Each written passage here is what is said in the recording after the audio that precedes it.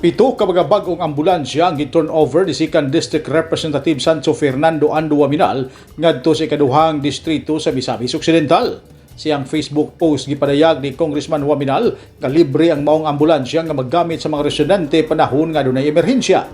Gipasiugdahan mismo ni Waminal ang maong turnover sa mga ambulansya aron mas mapalagsik pa ang paghatod sa mga programa o serbisyo sa panglawas ilabi na sa lagyong mga komunidad sa ikaduhang distrito.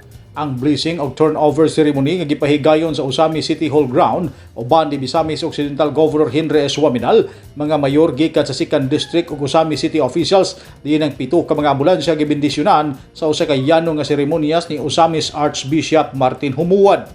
Ang mga sakyanan gidawat nila ni Mayor Delio Luod sa Sanakaban, Mayor Samuel Paruhinog sa Tudela, Mayor Emeterio Jojo Roa sa Clarin, Mayor Bertoldo Dudong Moralion sa Don Victoriano, Mayor Henry Indy Waminal Jr. sa Usami City ug Board Member Amy Lahay-Lahay sa lungsod sa Bonifacio.